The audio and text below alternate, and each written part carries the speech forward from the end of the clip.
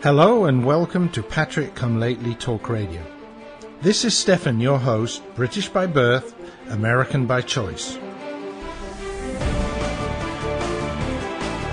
The Founding Fathers crafted some remarkable documents that led to the creation of a great country founded on liberty and self-reliance. I have lived in the Euro-socialist nightmare, and I'm doing what I can to return this country to the vision that the Founding Fathers gave us.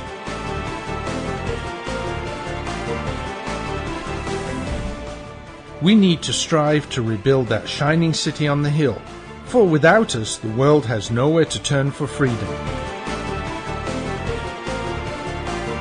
For the next hour, I will be presenting news, views, and guests that help keep the true spirit of America alive. And good evening, good afternoon, good morning, wherever, whenever you're listening to the show, whether it's live, whether it's to one of the recordings, whether it's to one of the rebroadcasts on the different networks that rebroadcast this show. Welcome to 2015, and welcome to the first show of that year, the first Patrick Come Lately show. As promised last week, tonight I'm going to look forward and have a look and try and decide, what's going to be happening over the next year or two, which sometimes means looking back as well. The well-known phrase often attributed to Winston Churchill, but actually from The Life of Reason, 1905, by George Santayana, those who cannot remember the past are condemned to repeat it. But as I said, I want to focus on what I expect to happen in the next year or two. And I think the next year or two is going to be interesting. Obviously, we've had the elections behind us, all sorts of elections, including one today. And so now we're moving forward. And of course, 2016, more and more people throwing their hat in the ring. Jeb Bush seems to be making moves to do so. Huckabee had his last show at the weekend on Fox because he said, although he hasn't decided yet, he might want to do so. And in order to do so, he has to stop broadcasting on Fox. John Bolton apparently is thinking about leaving Fox as well for the same reason. I think Ben Carson mentioned that he was very interested in doing it. So lots of interest in that Republican spot for the 2016 ticket. Be interesting to see what happens there. And of course, we still don't know what Hillary's going to do, although I did see an interesting take on that was the reason for that. The reason for her not declaring is that as soon as she does, she will have to stop her very highly paid speaking engagements, and also she would not be able to use the Clinton Foundation to carry out a lot of work on her behalf. Now, I'm sort of thinking, well, Clinton Foundation, that sounds like a charitable thing, so why would they be working for her? Yeah, I know, just a sneaky way to evade taxes. But, of course, she says, we should all pay taxes. It's the patriotic thing to do. Yeah, right. But anyway, so it was Dick Morris who said, no, she's going to hold off as long as possible because then she can use the Clinton Foundation as long as possible and also make money on those speaking engagements. And, she's kind of the front runner, so she doesn't really need to throw a hat into the ring. Everybody's doing it for her without her having the negative of losing all that money. So we've got that to look forward to, a lot of jockeying. We've got a lot of jockeying going on in Congress because now with a Republican House and Senate, there's going to be a lot of interesting things going on.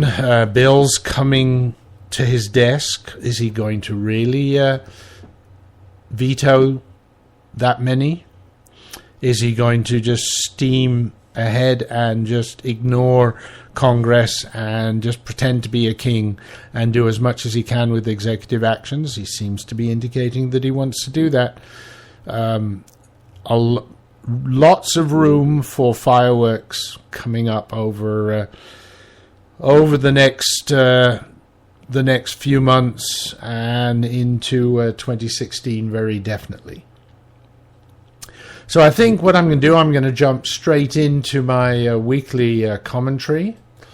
I would like to say hi to my listeners in the who are listening live, especially those that are in the chat room. If you're not in the chat room, there's a little speech bubble. If you're listening live on your Spreaker screen there, please go there, click on that, and join us in the chat room. But I'd like to say hi to Rex and to Paul. Nice to see you there, folks. And Rex, do send my love to Marsha. I'm still working on the book. I've had to put it down for a little bit. Been busy tidying up Christmas things, fixing up the car, and my wife just before the new year actually went back into hospital to have her second knee replacement. She had the first one about 10-12 weeks ago, and she's now had her second knee, total knee replacement. So she has two metal knees, and of course this last week has been she's been pretty much confined to the house, and also a lot of rest. So I've been running around, haven't been able to read quite as much as I would like. But I do love the book, Rex. Tell Marsha that, and I'm glad to hear that she's getting a little bit better. Okay, so time for my weekly commentary. And yeah, I do want to talk this week about King Barry having to deal with a Congress that's not friendly. Although, based on what happened in November and December, I also realize that many of us see that they're not prepared to stand up to the emperor as much as we would like. However, Barry, after some token words shortly after the initial election, the November election, some token words about working with Congress, the White House is now talking all about vetoes and executive action. So we're not going to look back, we're going to look forward. This is what they say is going to happen in the short term. So this is very good. Congress has just been sworn in today, and they're already talking about vetoes and executive action. In other words, basically just ignoring the Congress. In that respect, I think it is unfortunate that the spineless Boehner was re-elected today as the Speaker of the House. Before we discuss the impact of this within the GOP, what is the impact to the Democrats, and specifically to the narcissist in chief? But before, well, yes, let's go on with that. As mentioned, vetoes and executive actions are already being threatened from the White House. Now, this week, his unworthiness is setting off to do the other thing he loves. Other than, of course, yes, other than golf, which is probably the thing he loves most. Then watching basketball and sports on TV, because he already told ESPN that he much rather watch them than bother with all that political stuff on TV in the morning. And so probably next down the list is campaigning. Yes, he certainly loves to campaign. It's obvious how much he hates governing, but campaigning, oh yeah.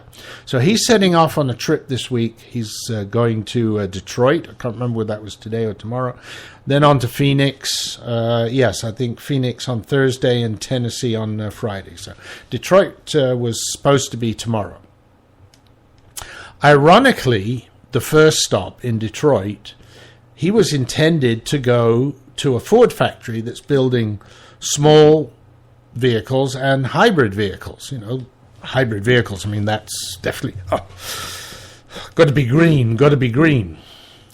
Unfortunately, that factory is shut down right now due to the lack of demand for the cars, although I'm sure the White House will lean on Ford and they'll pay the people money to come in and stand there and wave and whatever, just to make it look as if it is running. But it's all show. And the guy, let's face it, the guy just can't catch a break. Or perhaps it's karma. And I think it might be karma. And that's because in the next stop in Phoenix, he's scheduled to address a high school where he's going to announce plans for the housing sector. That's not the karma. As usual, the constitutional assistant teacher, whatever he was, but he says, he knows the Constitution, but he's forgetting that the Congress is supposed to make laws. The resident of the White House is just supposed to execute those laws, not make up new ones.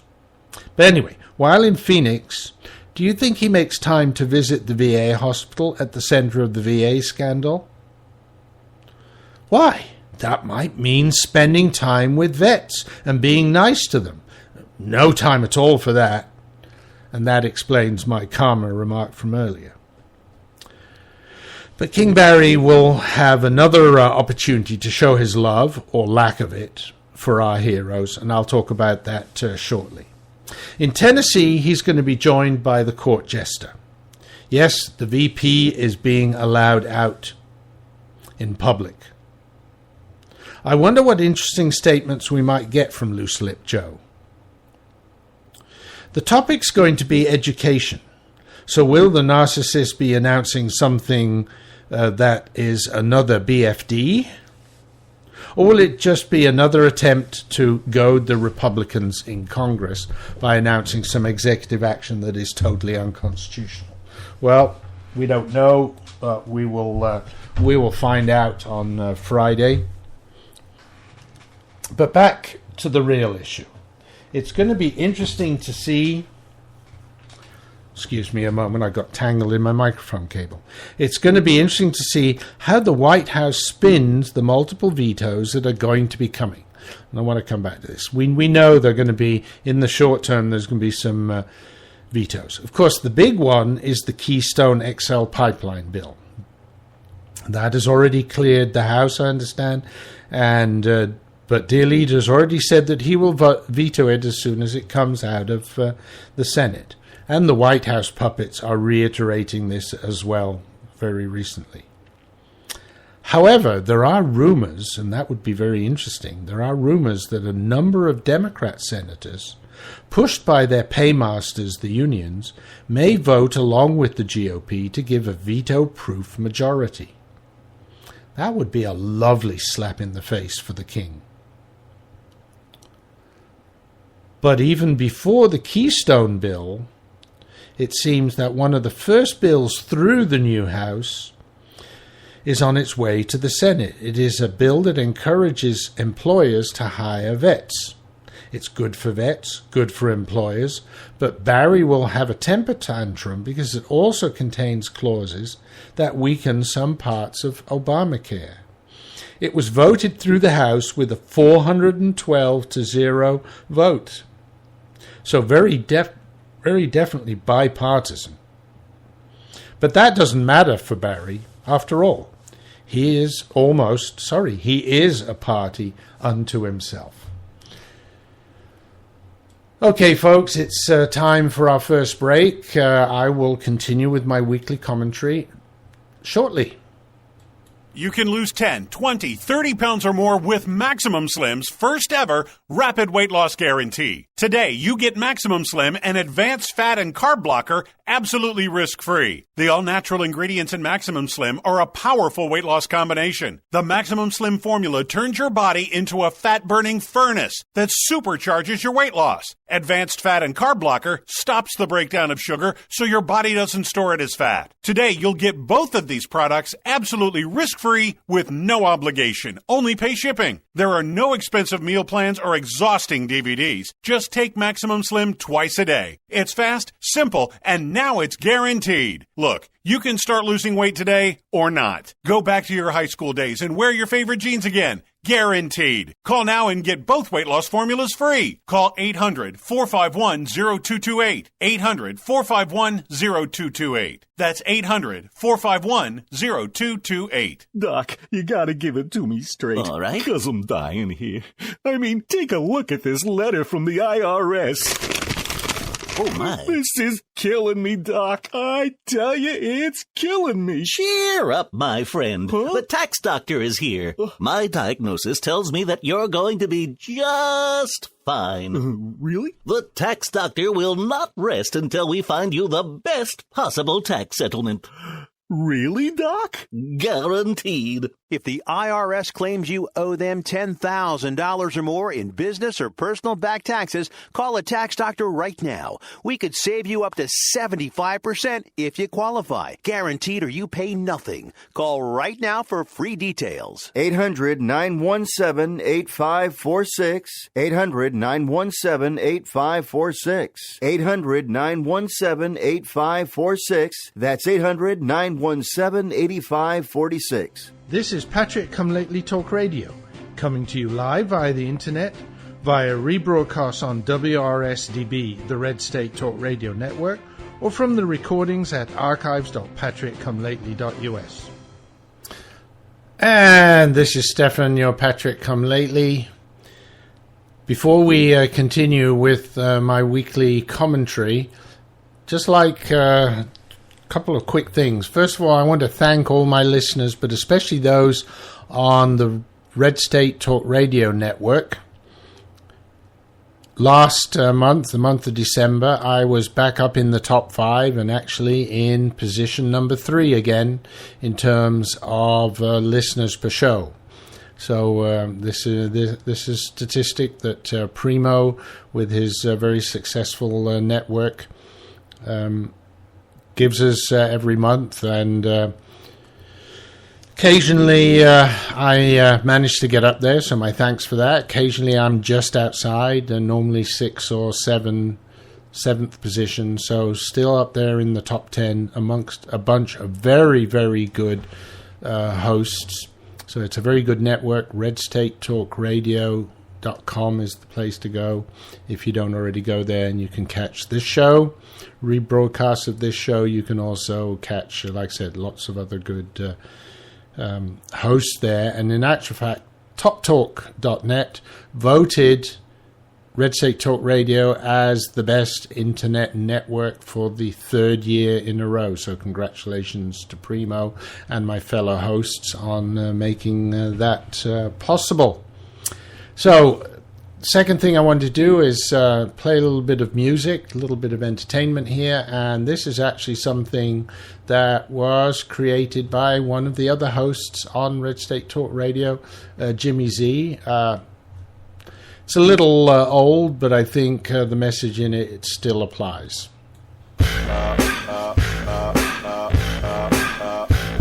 Obama has accomplished much. Obama has not lost his touch. Obama, yes, he must be flushed. It's time to change it back. Obama sucks. Obama has exposed his game. Obama's politics are lame. Obama has that middle name, and voters all exclaim, Obama sucks. Obama doesn't care at all. Obama's goal, America falls. Obama and his left cabal, conservatives appalled. Obama sucks. Obama speaks, he always lies. Obama shed his lame disguise. Obama and his leftist ties plan America's demise. Obama sucks. Obama grips the country now. Obama quite like Chairman Mao. Obama must be stopped somehow. For that we do avow. Obama sucks. Obama and his states are blue. Obama taxing me and you. Obama fans becoming few. Scary times, that's true. Obama sucks. Obama busy, he's having fun. Obama soon will have it done. Obama's work must be undone. Obama must be shunned. Obama sucks.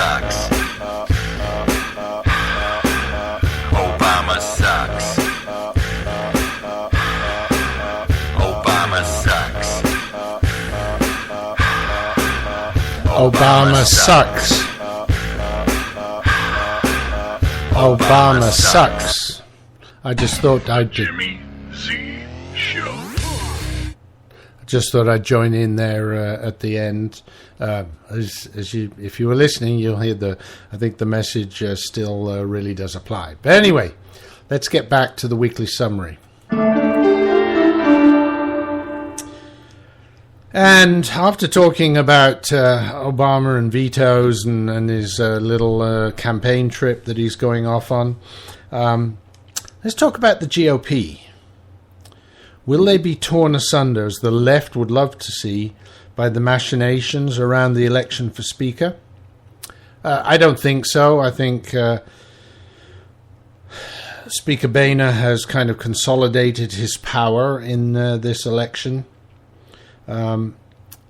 But on the other hand, there is some serious tension, especially as Boehner's vindictive side surfaces.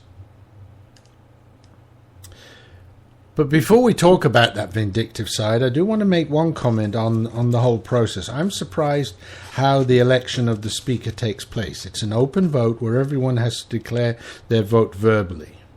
While this seems good that the American people know how their representatives are voting, it basically makes a mockery of fair due process by making people side with or against the establishment. Let's face it, that's what it comes down to. And the establishment can and does use their vote to determine what rewards or punishments they get. This process really cements the power of a centralized party establishment. I know the rules were set up by Thomas Jefferson, but this is one area that I feel change is necessary. It is quite obvious that the current process is fraught with corruption, and we all know the phone calls that happened before the vote all over the weekend, Monday, and today. In other words, what will it take to make you vote for John? Which committee position would you like? Or what money do we need to earmark on a future bill to send to your district? I'm going to come back to the vindictiveness later because that's already surfaced, even in the few hours since the vote. But for this moment, this process is broken, and it contributes a lot to the broken processes of Washington that we're all fed up with. And I'm not just pointing a finger at the GOP here. I know that Princess Pelosi ruled with the same Viking-like attitude. So don't point fingers at the GOP. A pox on both their houses. So in the end, will this split, looking forward, will this split the GOP? Well, let's come back to that a little bit later. Let's look at something else forward, a new trend that came forward. Over the weekend, we now had something called Black Brunch. It's even became a hashtag. And it seems like the anti-cop, faux anti-racism protests are morphing into something different and now becoming more of an anti-white privilege protest. Last weekend, activists invaded New York weekend brunch spots with the usual chants of hands up, don't shoot, and I can't breathe. Supposedly, again, based on racism. But I think it's more than that, trying to prevent racism. It's actually creating racism because it's anti-white. It must be very unpleasant to be in one of those places when this happens and people probably don't know what to do. Well, I've got a suggestion for you. If you're brave enough, and I think you'd have to be, but stand up and start chanting, pants up, don't loot. That seems to be that's a phrase that comes to mind that might resonate with your fellow diners. Think about it, right? So pants up, don't loot. Start chanting that. You might not be too popular with the protesters, but I'm sure that your fellow diners would appreciate it. And just in case you think these protests are really spontaneous, a manual was discovered recently, and it's been put on the internet by one of the conservative sites, where all the strategies for different kinds of protests around this have been documented. It's a page right out of the Alinsky playbook, and it shows that the agitators behind this are just using these useful idiots to further their own aims. And their aims have nothing to do with racial equality or reducing police brutality. It is all about power. And I think the best example of that is, of course, Al Sharpton, who just shakes down companies. Used to be Jesse Jackson in his Rainbow Coalition, but he... haven't heard a lot of him, and I'm surprised that he wasn't jumping in all the time to kind of get some of the limelight. It's been Al Sharpton grabbing all the limelight.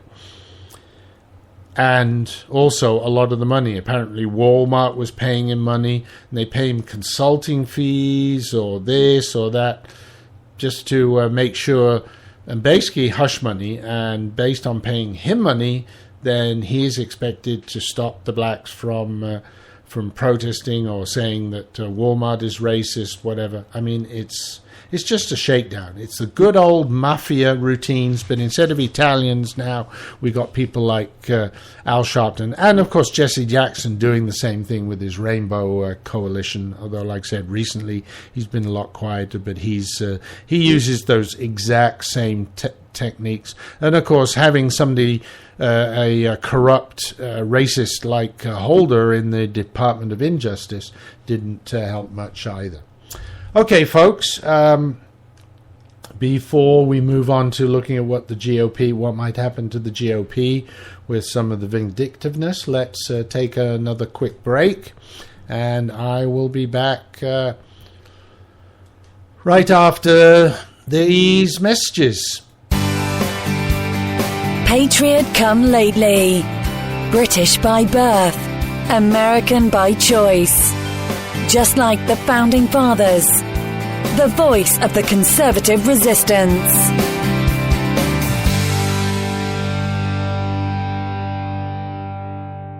Every day, millions of Americans grow more concerned about the future of our great nation. The truth is, over the last century, a small but powerful collectivist movement known as progressivism has debased our politics, our culture, and our currency. We're just a small step from falling into 1,000 years of darkness, as Ronald Reagan warned. Friend, this is Pat Boone with an important free offer on a hot new book called The Great Withdrawal by Craig Smith and Lowell Ponte. This new book explains how we, the people, can end this fatal detour into big government and get back on the path of faith and freedom charted by our founders. Call now for a free copy of the hot new book called The Great Withdrawal. Call now for your free copy. 800-978-3901. 800-978-3901. 800-978-3901. That's 800-978-3901.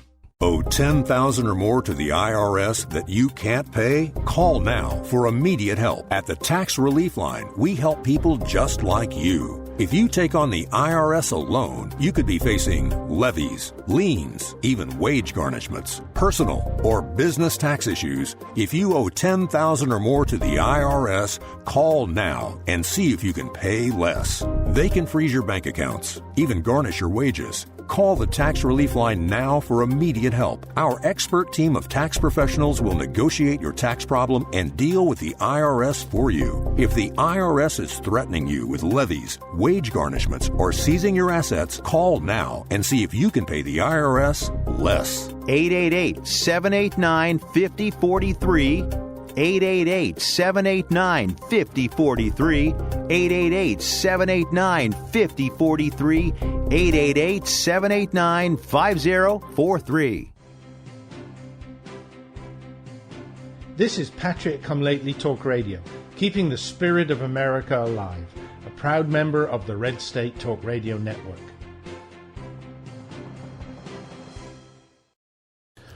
And we're into the second half of the show. And before we get back to the topics at hand, like I said, the next one is going to be Will Will the GOP split with Boehner's revenge? And things have already started to move on that front. But before we do that, just a reminder, if you like the show, please do tell your friends about the show. The more the merrier. Remember, you can hear it live here every Tuesday evening, 8 p.m. Pacific, 11 p.m. Eastern, or whatever the time is in the time zones between those two. And you can also listen to recordings of the show if that time's not convenient, 24/7 at archives.patrickcomelately.us. And you can pick up the latest, or you can even go back in time and listen to some of the other shows there. And, of course, also Red State Talk Radio is another avenue where you can listen to the show. I know Primo's juggling the schedule, so I'm not exactly sure when my show does get rebroadcast, but if you go to redstatetalkradio.com, you will find the schedule there, and you can, like I said, tell your friends to listen. Really like getting the message out to them. And, of course, do send me your messages. If you're not listening live, you're not in the chat room, obviously, then email will have to do. And my email is stefan@patrickcomelately.us. Send me an email, comments, questions about the show or the topics in the show. Love to answer you. I will answer you directly via email, but also I will try and answer your questions in the show. And if you don't want to do it via email, you can also go to the show's website, www.patrickcomelately.us. Click on the contact button. It'll open up a contact form that sends your message to me as well. And while we're talking about the show, a little bit of a commercial for the show here. Don't forget, in 2 weeks' time, we have episode 250. Yes, a huge milestone. When I started this many years ago, I never thought I would reach episode 250, but I'm enjoying myself. It's great to talk to the folks that, whether it's live, whether I know you're listening to the recordings, I know you're out there. I appreciate you listening, and it's just fun to do. I really enjoy it, and all the friends I've made through the show really like doing it. So we're going to go on for a little bit yet.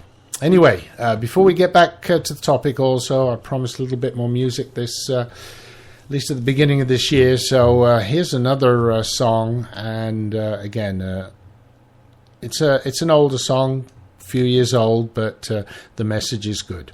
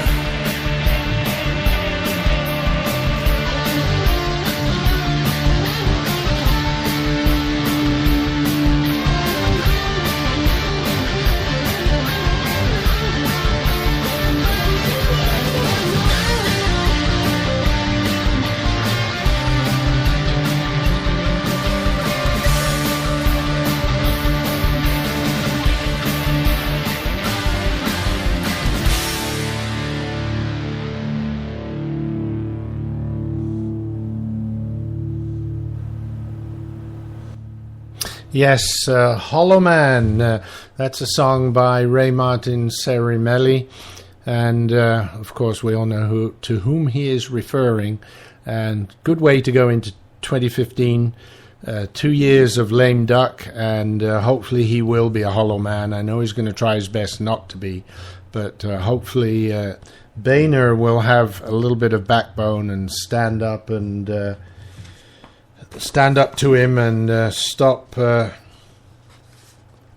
messing around and stop him defund all those executive actions that he's carrying out. But let's have a look. There was a revolt, and to be very honest, the vote today, there were 25 people that were brave enough on the Republican side to stand up and vote against John Boehner. What surprised me, and I had heard there was a rumor that Dan Webster from Florida, who used to be my congressman till they redistricted.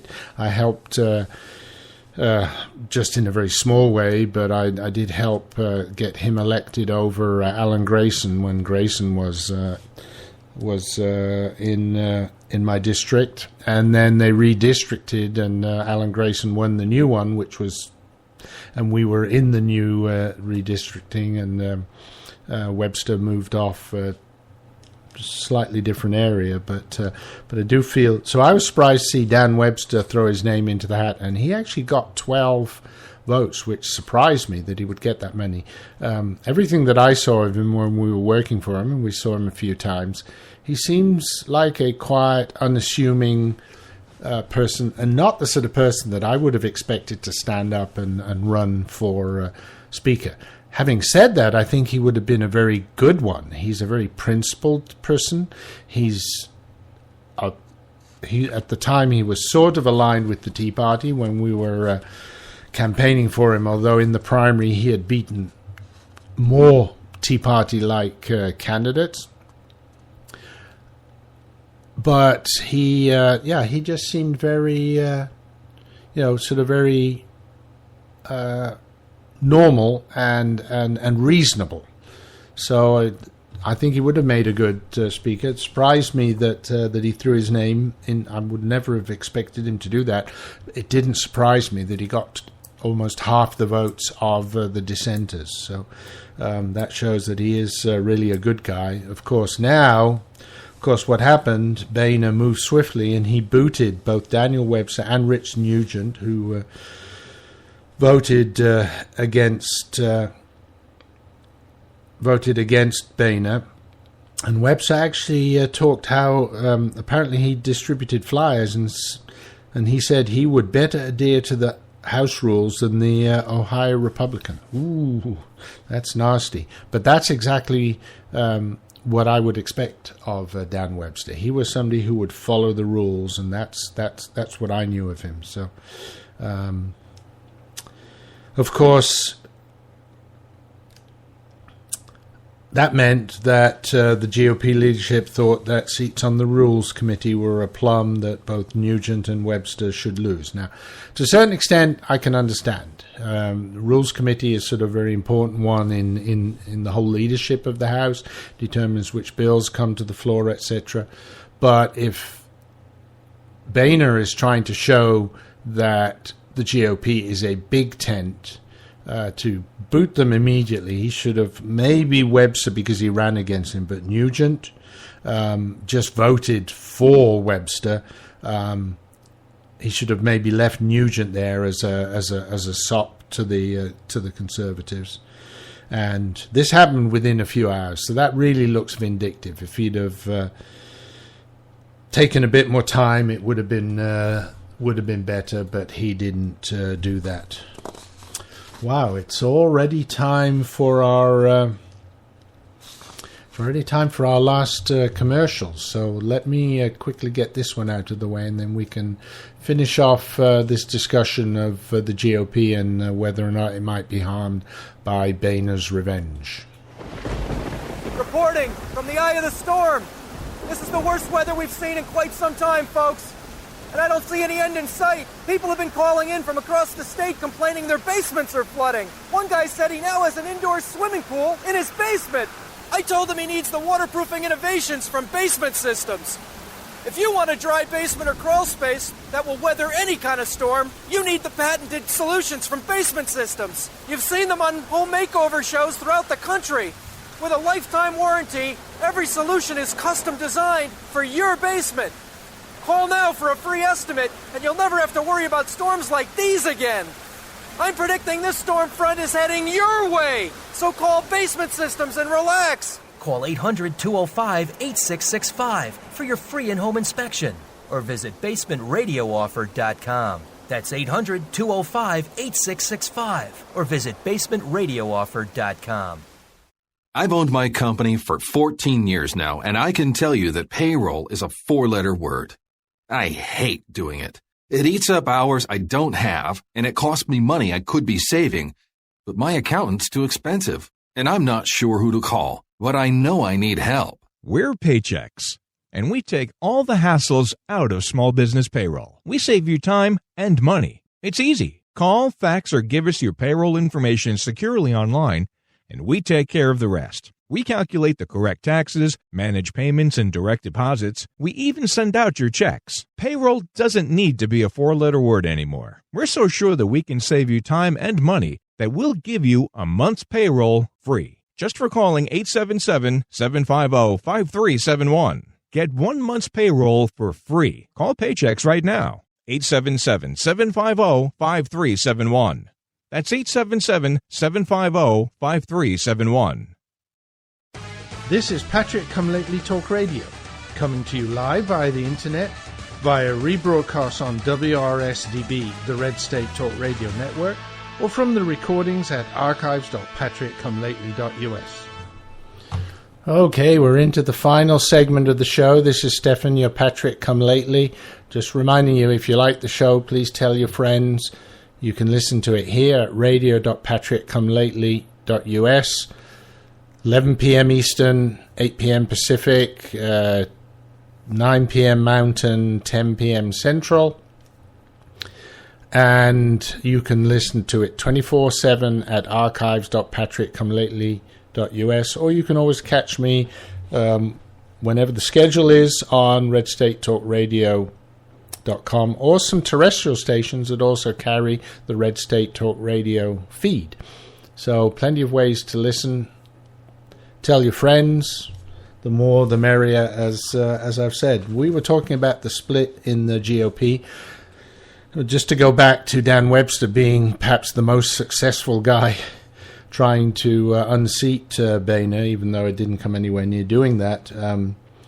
Small world, because it turns out that my good friend Rex, who's in the chat room now, also worked with Dan Webster and can attest to him that he is definitely an honest man. I think Rex, that would have been at the time when he was working in state government, and because he was very successful there, and then came out of that retirement to go up to Washington. And while I didn't support him in the primary after he won the primary, I was impressed. He seemed very, as you said, he seemed a very honest man, and since then he seems to have worked the way that he said he would, which is and the fact that he got 12 votes, I think he has built up a lot of respect amongst the backbenchers, but of course the establishment not too happy with him now. Now, the left is making a lot of noise about this so-called revolt in the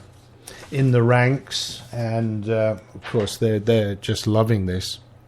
Politico was talking about all sorts of things, but there is definitely tension, because, as I said before, the fact that these measures are being taken against people who voted against Boehner, it does look like vindictiveness.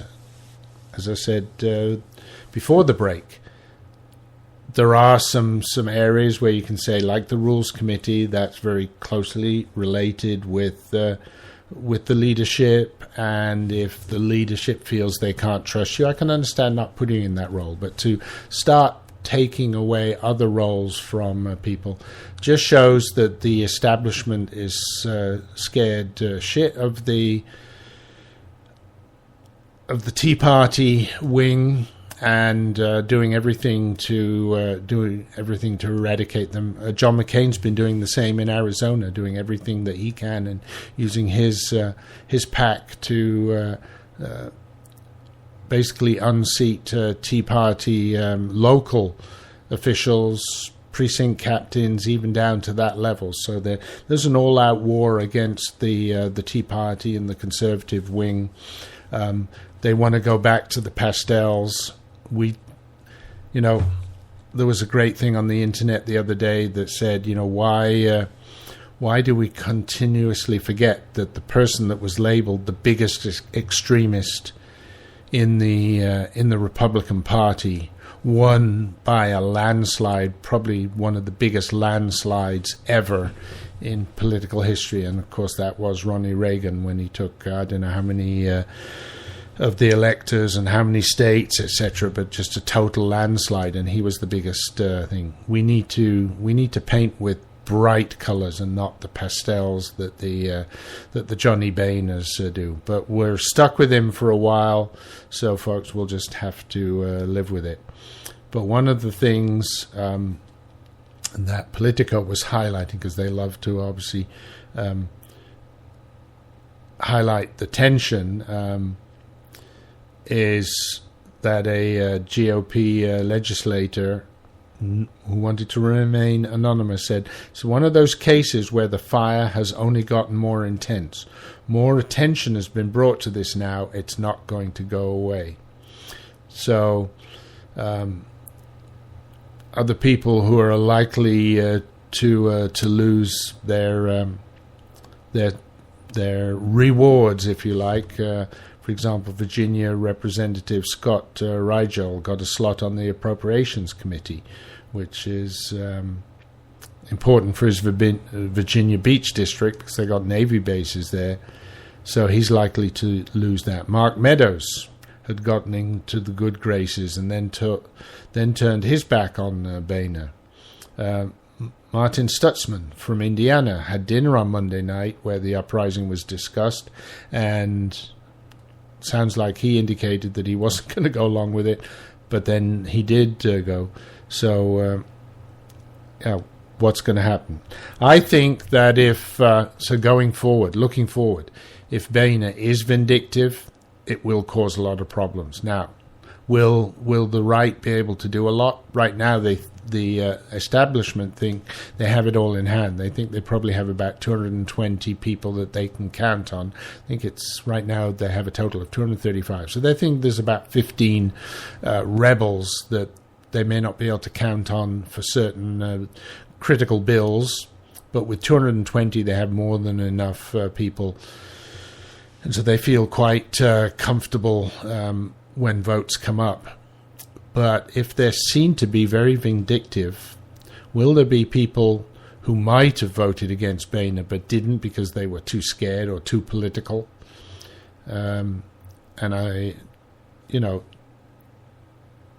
who knows? Then maybe people will get more and more dissatisfied, and we'll have to see what happens there. Apparently, Glenn Beck interviewed a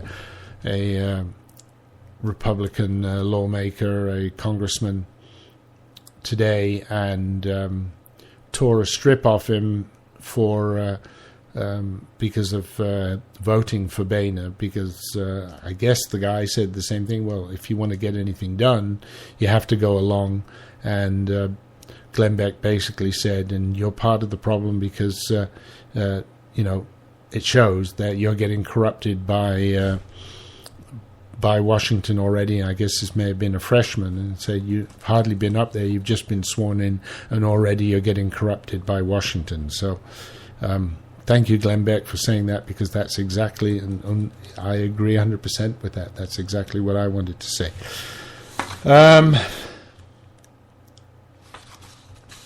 Let's see, what else do we have here? Okay,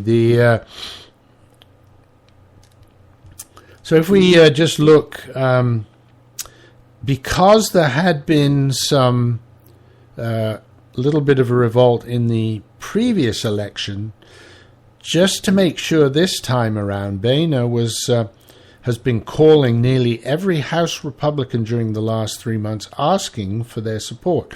And like I said earlier on, the phone call was, well, if you vote for me, what committee assignment would you like, or what earmarks do we need to direct to your district, right? He knows how to play the game, right? And that's because 2 years ago he was caught off guard by a small pocket of resistance. So he was calling for the last 3 months. He made calls apparently from Washington, but also while he was in Florida for the holidays, and then resumed Monday as soon as he landed back in D.C. I wonder why he went to Florida for his holidays. Okay, maybe he went to Disney World. Who knows? Anyway, so going into the weekend, everything looked very good. And then even on Sunday, they felt that things were looking good. But then it started to crumble, and they started to get worried. And then they started to get jumpy, according to one nameless source. And this is Politico, of course, trying to stir up the pot. And they were afraid that the opposition would swell, and they were afraid they could do little about it. They thought initially 8 or 9 votes, and then it started to go south fast. And like I said, unfortunately, there weren't enough to... in a way, it would have been nice if he had not made it on the first vote. We knew there was no way he was not going to make it, but it would have been good. Would have been a good message if maybe instead of the 25, they'd have had 35 or 40 that had stood up to him. That would have been a much better message. But anyway, there weren't enough people, unfortunately, that did that. So we'll just have to see. Hopefully, maybe he'll grow a pair or grow a backbone. We'll see. Okay, folks, we're coming close to the end of the show, and just a reminder again: if you like the show, please tell your friends. If you don't like the show, please tell your enemies. And looking forward to next week. Join me next week on the show. For the moment, TTFN, ta-ta for now, and next week, a little thing from one of my visitors way back, John Hancock.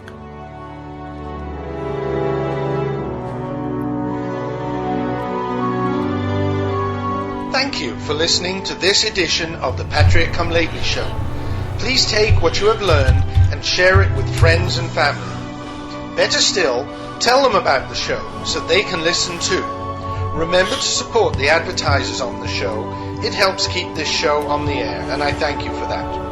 I'm looking forward to joining you on the next show. Until then, keep spreading our message. Goodbye, and God bless America.